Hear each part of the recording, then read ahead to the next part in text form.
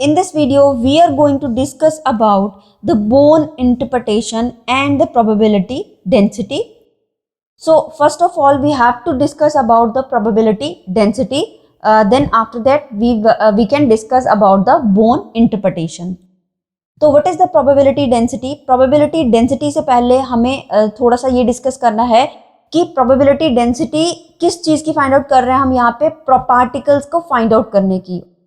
तो पार्टिकल्स जो है वो किसके अंदर कंसिस्टेड है? This is consisted in the wave form. तो मान लो सपोज कोई भी एक पार्टिकल जो है वो ट्रेवल कर रहा है, तो वो पार्टिकल जो है वो किस में ट्रेवल करता है? एक वेव में ट्रेवल करता है। तो सपोज ये वेव ट्रेवल कर रही है और इसके अंदर क्या है? नंबर ऑफ पार्टिकल्स इसके अंदर कंटेन्ड है जो कि यहाँ पे क्या कर रहे हैं? मूव कर रहे हैं। तो इस पार्टिकल को स्पेसिफाई करने के लिए, मतलब इसकी पोजीशन को, एनर्जी को, मोमेंटम को, इसको स्पेसिफाई करने के लिए एक वेव फंक्शन रिक्वायर्ड होता है, दैट इज कॉल्ड साई। ये इसके बारे में हम ऑलरेडी प्रीवियस वीडियो में डिस्कस कर चुके हैं। तो wave function that is required to specify the position, energy and momentum of a particle, that is called psi and और जो रिप्रेजेंट है इसको कर रहे हैं इस सिंबल से।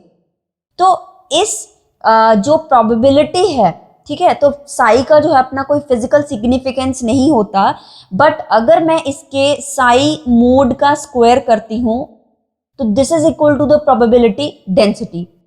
तो बेसिकली प्रोबेबिलिटी डेंसिटी है क्या? With the help of the probability density we can find out the probability of a particle present at any instant in a particular area. जैसे कि हमारे पास सपोज ये मैं कोई भी हमारे पास एक वेव ट्रेवल कर रही है, ये वेव ट्रेवल कर रही है हमारे पास, तो एक पर्टिकुलर एलिमेंट में, और यू कैन से कि अगर एक ही डायरेक्शन में मैं एक कंसिडर कर रही हूँ तो ये एक्स डायरेक्शन में मूव कर रहा है, तो ये मैं अगर डिस्टेंस कंसिडर करती हूँ, alright, this is the distance dx। तो dx में उसकी प्रोबेबिलिटी, किसी एक पार्टिकल की प्रोबेबिलिटी वहां पे एक टाइम पे फाइंड आउट करने की कितनी है, that is called the probability density. और जो हमेशा ही किसके साथ रिप्रेजेंट करी जाती है, that is equal to the psi mod square. तो यहाँ पे जो साई है वो दोनों के दोनों पार्ट जो है वो कंटेन करता है। Psi consist of the both real and imaginary part, real plus imaginary. तो अगर मैं यहाँ पे किसी साई वेव फंक्शन को रिप्रेजेंट करती हूँ तो that is equal to psi is equal to a plus iota b, alright, because it consist of both real and imaginary part. और अगर इसी का मैं कॉम्प्लेक्स कॉन्जुगेट कंसिडर करती हूँ तो that is equal to a minus iota b, alright. तो यहाँ पे इसकी जो प्रोबेबिलिटी डेंसिटी होगी वो किसके इक्वल होगी? that is equal to psi into psi star. The formula of the probability density is equal to psi into psi star. Alright, so that is equal to psi mod square. तो अगर मैं इसकी probability density निकालूं तो according to the psi into psi star, this is equal to a square plus b square. तो ये हमारे पास क्या है? उसकी जो भी प्रोबेबिलिटी है उसके एम्पलीट्यूड्स का जो भी स्क्वायर होगा उसके सम के इक्वल आ रहा है। तो यहाँ से प्रोबेबिलिटी डेंसिटी जो है हम फाइंड आउट कर रहे हैं, that is probability density of any particle inside a space, that is called Sai mod square. तो यहाँ पे आप इसको इस तरह से रिप्रेजेंट करते हो प्रोबेबिलिटी डेंसिटी को। अब वैसे हम अगर ये देख सकते हैं कि जो हमारे पास किसी भी स्पेस में टोटल जो प्रोबेबिलिटी होती है किसी भी पार्टिकल के प्रेजेंट होने की, दैट इज इक्वल टू कितनी होती है? प्रोबेबिलिटी 1। बट हमें क्या करना है? किसी एक इंस्टेंट पे, एक टाइम पे कितनी प्रोबेबिलिटी है वो हमें फाइंड आउट करनी है with the help of the wave function, that is psi into psi star. Alright, तो that was all about the probability density. Alright, तो ये हमने डिस्कस करा प्रोबेबिलिटी डेंसिटी के बारे में। अब हम नेक्स्ट डिस्कस करना है यहाँ पे बोर्न इंटरप्रिटेशन के बारे में। तो what is the Born interpretation? In 1926 Max Born gives the physical significance, or you can say the physical interpretation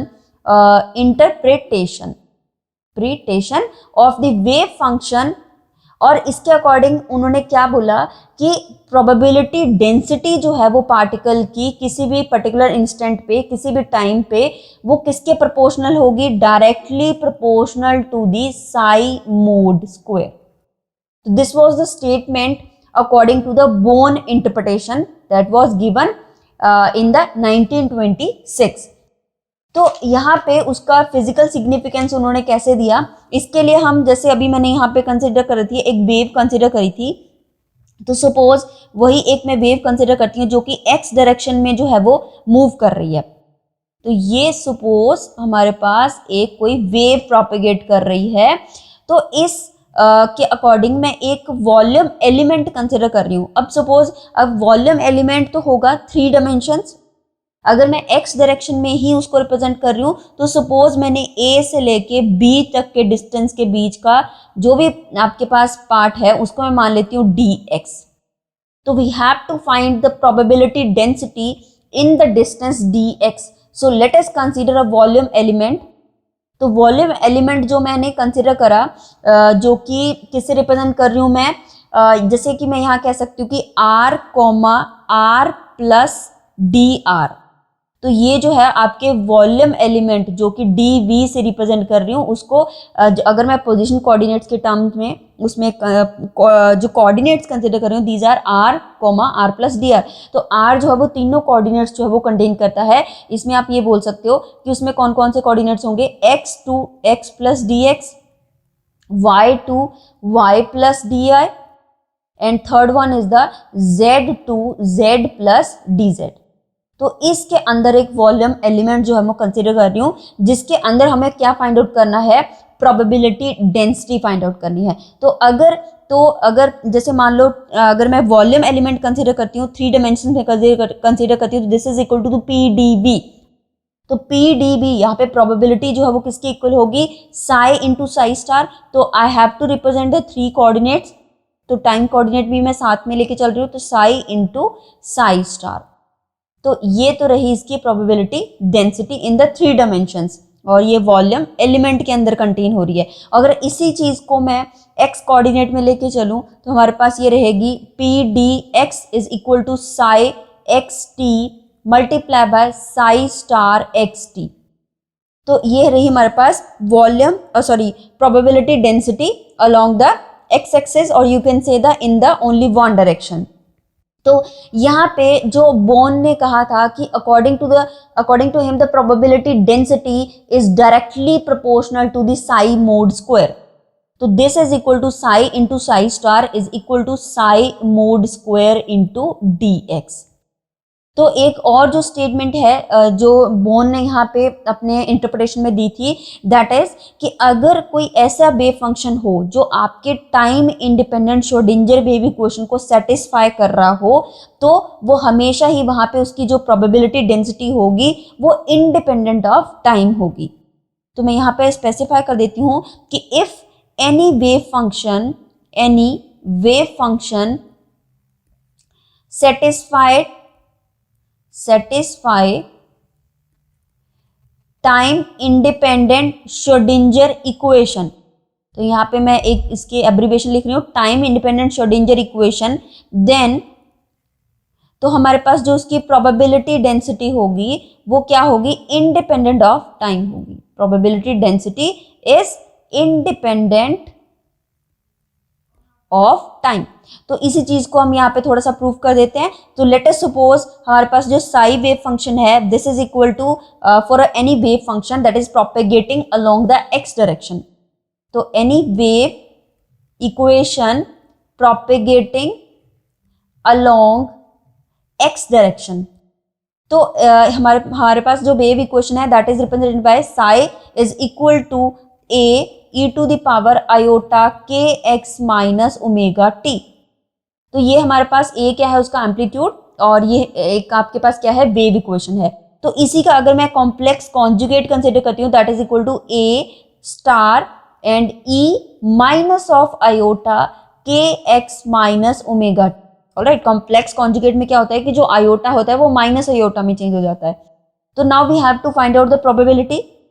Then this is equal to p dx. We are dealing with the only x axis. So we have the probability density here, the pdx. So then this is equal to a into a star, or we can say psi into psi star. Then this is equal to a into a star, और next हमारे पास यहाँ पे multiplied है e की power iota kx minus omega t.